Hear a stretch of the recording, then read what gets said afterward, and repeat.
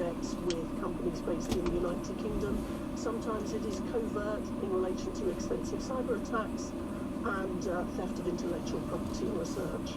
Right. I mean, the overt stuff, are you saying that essentially any Chinese investment or, for example, cooperation with British universities is suspicious per se?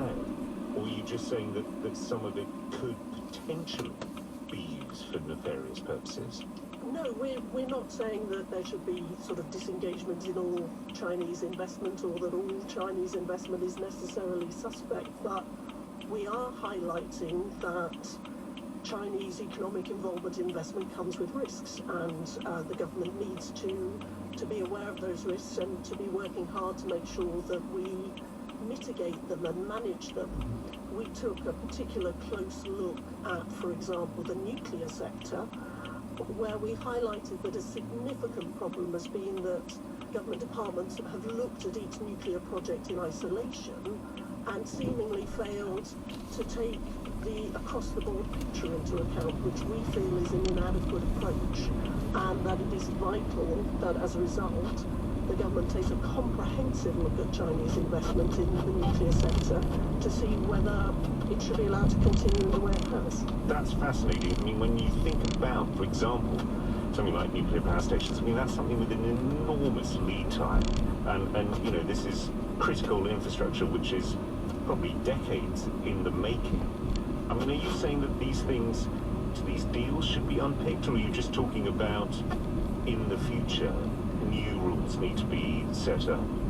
Well, you are absolutely right to highlight the long-term nature of investments in nuclear, and a big recommendation in our report is that we're asking the government to take a much longer-term approach to the China threat altogether, but in particular in relation to the nuclear sector. We're advised that Chinese using investment in nuclear power to disrupt wasn't likely, and it wasn't even likely currently that they might use investment in nuclear power as political leverage. But the problem is, if you've got an investment from China that's going to be operating for 10, 20, even 30 years, much can change in that time period.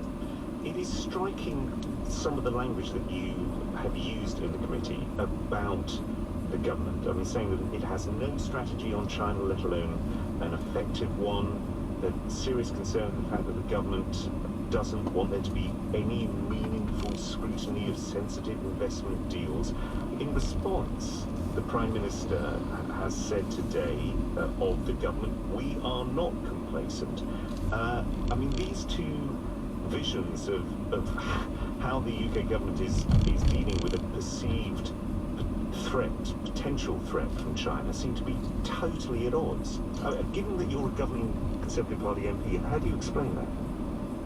Yes, some of the language in our report is very strong, and up until the post-COVID era, we expressed serious concerns that the threat from China is not being taken nearly seriously enough, that too often matters of prosperity and economy were seen to trump concerns about security. That has definitely started to change. Our report should be a wake-up call to say that this is a major geopolitical issue and this threat needs to be addressed. Teresa Villiers, Conservative Party MP and member of the Intelligence and Security Committee. Good morning, you're listening to the BBC right here on the Publix Radio. I'm Luis Hernandez. The Publix Radio made possible by Rhode Island Student Loan Authority, assisting local students and families with college financing since 1981. RISLA.com. Find us online.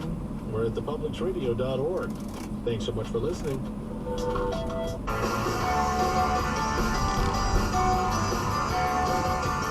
Engaged. You look at your jam-packed closet. Hip. 94 WHJY. Online at 94hjy.com. On your phone with the iHeartRadio app. And on hundreds of devices like Alexa, Google Home, Xbox, and Sonos. An iHeartRadio station. Okay, team. Lines already around the block, and we're open in 10. Yesterday, we had 3-hour wait time. Chef Pierre's stuff is a little underseasoned. But the lion in bed, I'll stuck in my head is just gonna have to wait. Cause the sun's too bright, the sky's too blue, fear's too cold to be thinking about you. Gonna take this heartbreak and tuck it away, save it for a rainy day. Yeah, the music's too good, my friends are all out, they're all too high to be bringing them down. If they ask about you, I got nothing to say, I'll save it for a rainy day. Gonna take this break, tuck it away, save it for a rainy day. Save it for a rainy day.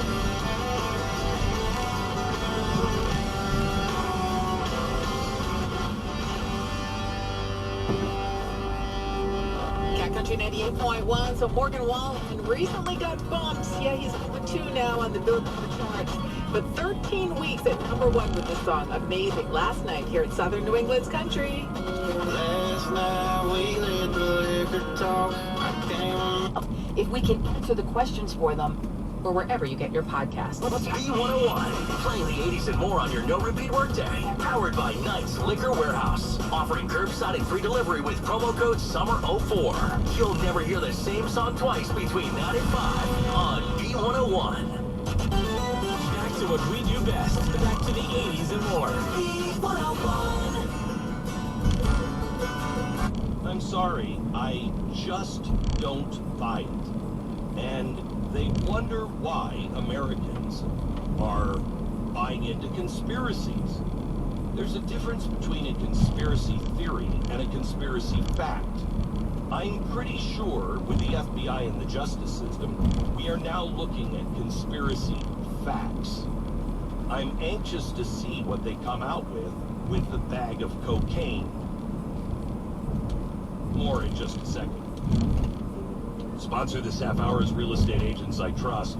When you're doing something really, really complicated and difficult, and maybe even a little scary, it's nice to have a partner, somebody who will be there, and you know they'll be there when you need it, but also somebody who has done it over and over and over again.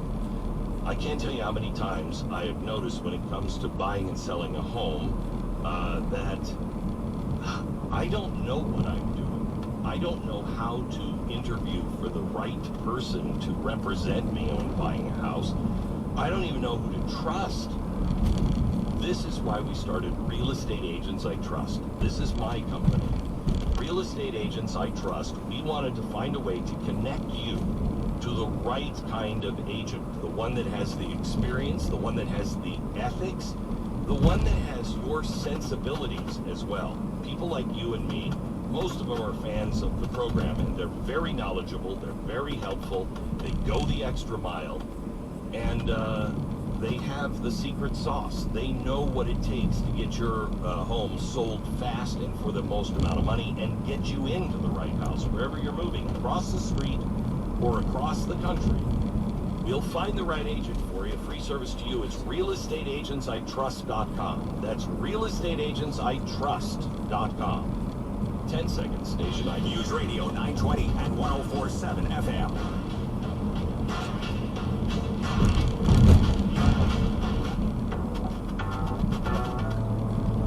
So, yesterday, the FBI director was in the hot seat for quite a while. It didn't seem to bother him at all.